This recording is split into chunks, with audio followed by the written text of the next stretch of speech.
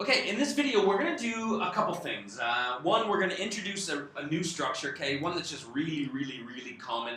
If you've been, learning Korean for any amount of time at all, you've probably heard this either in conversation or in a drama or in a song, okay? And then we're also going to just do a quick review of, the verb groups we've learned and just look at the change and unchanged form quickly, okay? So first, we're going to introduce the structure, okay? We have go 싶다, okay? And the most common form, you've probably heard this, is 보고 싶다, okay? Which means I want to see you, or contextually, I miss you, okay? 보고 싶다. Now, one thing I'm going to talk about, so this structure ends in a da, okay? Which actually signifies that this is a verb, okay? And so what we can do is drop the da, okay? Because this structure's in its base form right now. I'm going to give it to you in its common level, because I think that's more useful for you. So if we drop the da and we look at this, what's the last vowel we see? Okay, it's an E. So, this is going to follow our rules we've already learned. Okay, so the structure in its common level, okay, that you can use it in, is we're going to add o and put a yo to be polite. Okay, go 싶어요. Okay, and if you haven't really heard 보고 싶다 in that base form, you'd more likely have heard this form, okay? So here, let's go backwards and repeat through this, okay? Yo, 오요, 싶어요, go 싶어요. Okay, that's the structure, go 싶어요. Now, we're gonna we have this squiggle here because what we're gonna do is add a verb on the front of that. And now we're gonna add the verb in its unchanged form, okay? It doesn't matter what verb goes there, the verb is always going to go in its unchanged form or unconjugated form, okay? So, we'll get to joining this with these verbs in a second, but before we do, this is where I want to jump in and just do a super quick review of the change and unchanged form. So, when we're applying this to a structure, we're always going to drop the da, okay? Always drop the da. Drop the da for all of them, okay? And then what we're left with is our unchanged form, okay? And that's, again, what we're going to apply to this. But before we do that, let's just go quickly. 보다 became what? What was the changed form of 보다? Okay? We had 봐 or 봐요, okay? 늘 became 노라. Okay, and I'm just going to go through these, but if you actually want to pause the video and try these on your own, that would be great practice, okay? Ka becomes ka. Okay, this is that one that's exactly the same. Sal becomes, we add our a, becomes sara, okay? And again, has that flick of the tongue as that lil carries up through there, sara, okay? And then, u, this is our u group, okay? We add an o, okay? Uro, okay? Also has that flick, uro, okay? And then ju, we added our o, and then there was the contraction of sound, became jo, okay? And actually, this is one verb specifically that sometimes you will see it in its other form without the contraction written. You'll see this written like this, like sometimes in the past tense, 주었어요. You will see that. It's not uncommon, okay? But this also is very common, okay? And then coming down here, mo, the change form is 먹어. Okay, and then here, meat, meat doesn't have that T sound, meat, and mido, okay, and that D sound now carries up through mido, okay? So those are the changed forms. Just as a super quick review. Now, let's apply this to the structure, okay? So we had go 싶어요. Okay, and now we want to put it on the end of this. Okay, so all we do is add the structure to the end of our unchanged form. Okay.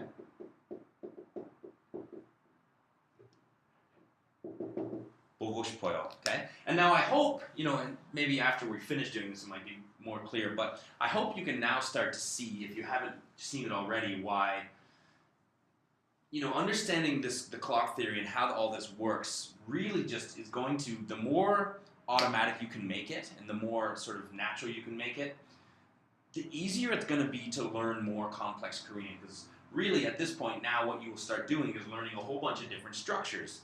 And every structure is going to have that one case. It's either going to go on the end of it unchanged or changed. Okay, so this one going on the end of the unchanged is actually quite easy. If you just remember goshpoyo, then you know exactly how to apply this to every single verb in the language. Okay, now you've just learned how to say, where maybe you already knew this, maybe you already knew goshpoyo, but now you can say, I want to play, I want to eat, I want to whatever, I want to live, I want to go, I want to give. Okay, all of these examples here. I want to believe. Okay, I want to cry. Now, by knowing just one little concept, you can apply it to every single verb you ever learn in the language, okay? So now, all of a sudden, that's in the very beginning, the very first video, I talked about a small hinge that swings a big door, and this is why, okay? Because now we can learn one structure and be able to say 100 different things, assuming you know 100 different verbs that can apply to that structure, okay? Naturally. So, let's keep going. 놀다, I want to play or I want to hang out. 놀고 싶어요. Okay, and we'll go through the pronunciation of these in a second. Okay, I want to go.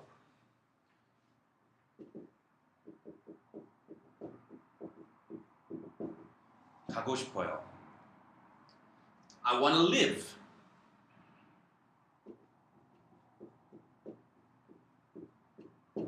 Okay? I mean, the way we do this is going to start seeming really repetitive, okay? And that's a good thing, okay? That's just an example of how it's so simple, okay? I want to cry.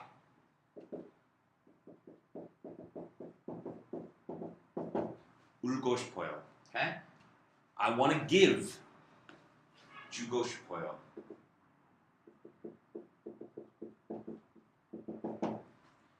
I want to eat.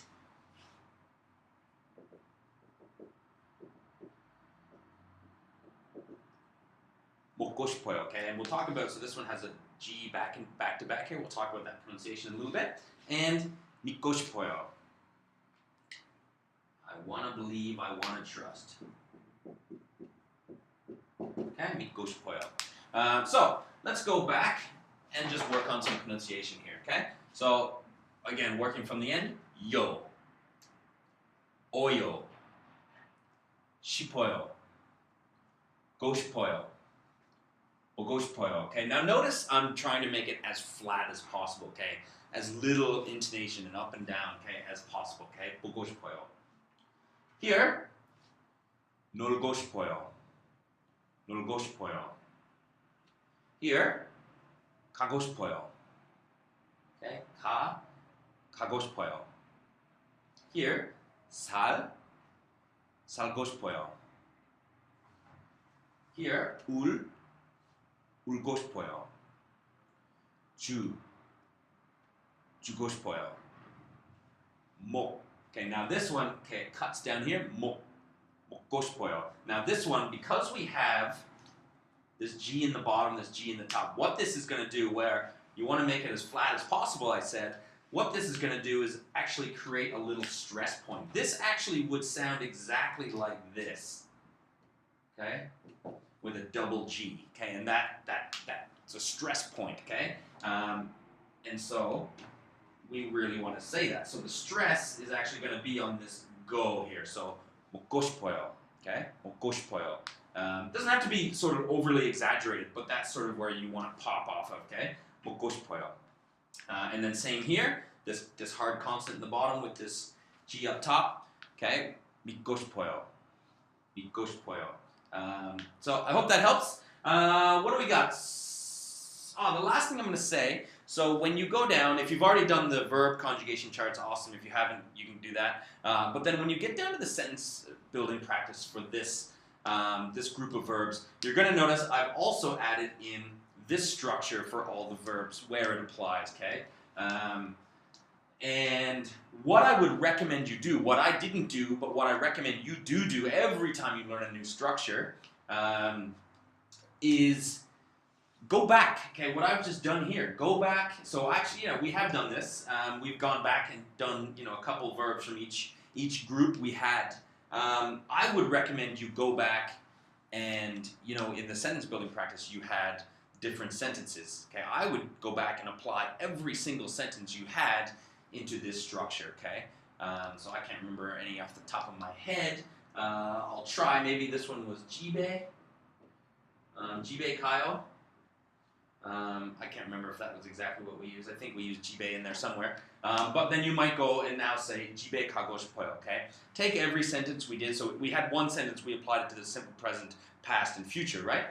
So now I would just add a fourth structure on each one, okay? And I would go back and apply this to all of that, okay? Again, it's this repetition, it's this practice that's really going to make it automatic for you. And again, once you develop this skill and make it automatic, you can just, the speed at which you can learn Korean just will increase, because now all of a sudden, again, we'll learn one structure, and that structure applies to every single verb you already know.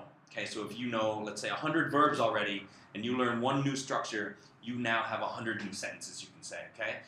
Learn 2 new structures, you have 200 sentences you can say. Okay, so really, this is what starts to multiply your Korean, okay, is the practice of this, and again, the repetition of it, making it as automatic as you can make it, okay? So jump into that, and again, if you have any questions, please let me know. I hope you found this stuff useful so far. And otherwise, listen for or check out for instructions to check out keys 2 and 3 to Korean fluency. Thanks a lot.